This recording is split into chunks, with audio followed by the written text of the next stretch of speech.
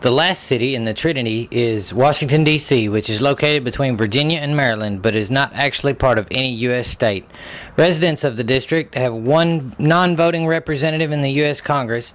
They do not have voting representation in the United States Senate, but D.C. is entitled to 3 electoral votes for president.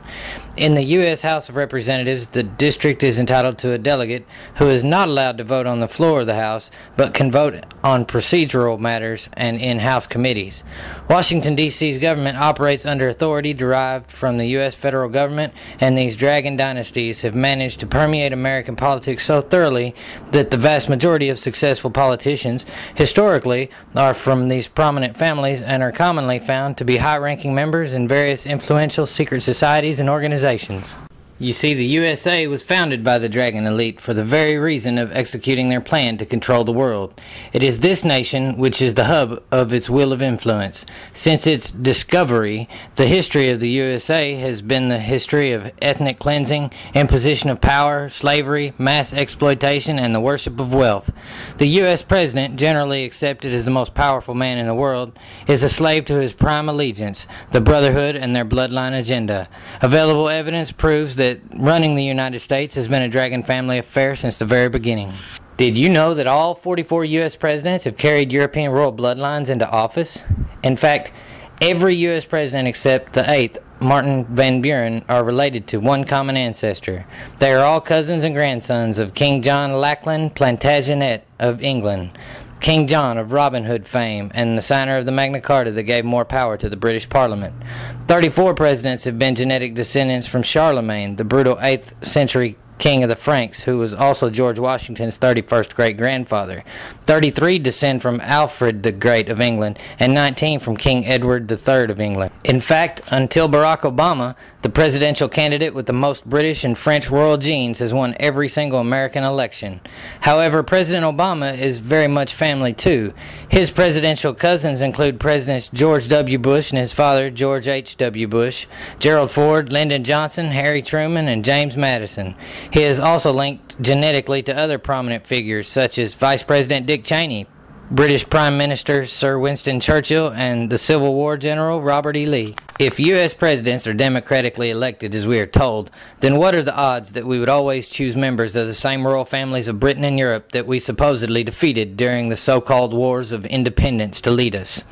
We, the people, are simply given the illusion of free choice, and regardless of which political party a candidate is affiliated with, the end result stays the same. Republicans push to make the rich richer and eventually squeeze out the middle class, and the Democrats push for bigger government involvement. Either way, the elite benefit and gain more and more power and control over the general population. Masonic researchers Christopher Knight and Alan Butler claim our first president and 33rd degree Freemason, George Washington himself, was a member of what they referred to as the Star family, and that he also helped with the occult symbolism that appears in the layout of the city that was named after him. He is shown depicted in a statue from 1840 by Horatio Greenough entitled The American Zeus, which is an illustration inspired by the colossal statue of the Nordic war god Zeus, and interestingly, the pose looks extremely similar to that of the devil in his occult tarot card. Also interestingly, the White House is located at the same spot of the inverted pentagram, which represents the all-seeing third eye of the devil on his card. Through the Illuminati's thorough infiltration and manipulation of American politics and their control over Washington, D.C., America has been all too eager to play its part as the strong arm of the empire of the city. We average Americans have unwittingly participated in helping to progress the modern-day Roman Empire's agenda of total global conquest and domination through a long list of atrocities against humanity, including the waging of wars, often intentionally instigated through the use of false flag operations designed to deceive the public, by the operations appearing as if they are being carried out by other entities. These false flags are used for various reasons, including as justification for the forceful occupation of various global territories in order to safeguard the interests of U.S. megacorporations and the Bloodline's global operations. The earliest documented American atrocities committed by white European bloodlines on behalf of the U.S. government begin with stories of the slaughter of countless Native Americans en route to stealing all of their land and gaining compliance for this through the use of brute force, terror, and useless treaties that the white man had no intention of honoring in the first place. The list of sadistic crimes committed against humanity on behalf of the U.S. government just gets worse from there, as evidenced by the long list of admitted human experimentation, including not just surgical experiments, but the use of pathogens, disease, biological warfare agents and chemicals, radiation and radioactive materials, as well as psychological and other forms of torture on its own people, all without their knowledge or consent.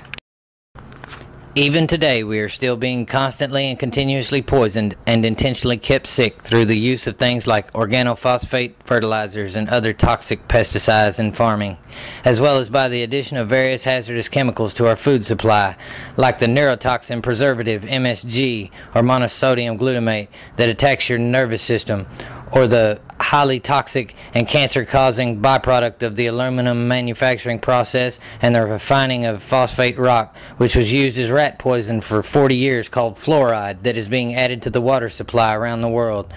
They even add harmful chemicals like mercury to the vaccines that are meant to keep us well. Dragon families not only control the pharmaceutical drug racket, including the development, production, and distribution of drugs that cause worse problems and symptoms than those they are meant to treat, but they are also in control of the illicit drug trade that keeps millions of people easy to control and strung out. They work almost as hard to keep us sick as they do trying to keep us ignorant of and suppressing the findings of any scientific experiments or tests appearing to show any really effective treatments for various diseases like cancer. In fact, the last century there have been several medically proven, highly effective treatments and even cures for cancer. Most have been highly ridiculed and suppressed because there is no money in curing a disease, only through the need for treatment. Among these methods are things like the use of intravenous vitamin C, hemp oil, oxygen, ozone therapy, and even the control of the body's natural pH balance, all of which help support the body, whereas all of Western medicine's only available treatments of surgery, chemotherapy, and radiation therapy create more toxicity and problems for the immune system and are designed to indiscriminately kill your body's cells and immune system. It is easy to see that we all mean less than nothing to them. Even the war veterans who risk their lives for the elite's agenda get little to no help when they return home as thanks for their participation in the forcing of other countries and their populations into doing whatever the elite deemed necessary at the time. They come home with horrible physical and psychological damage due to what they have been forced to do and all of the different horrific things that they have seen and been made to endure. For this ultimate sacrifice these veterans have made for their country under the guise of fighting for freedom, most cannot get the medical help that they need physically or mentally. Many are starving and even homeless. After spending many years at the top as the world's strongest country, the United States are on their way back downhill because the global elite are intentionally running it into the ground. The time of our usefulness has almost passed, but before they leave us totally impoverished and irreparable, I assure you they will exploit every possible resource we have and leave us with less than nothing. We will soon be too poor to do anything besides what they say.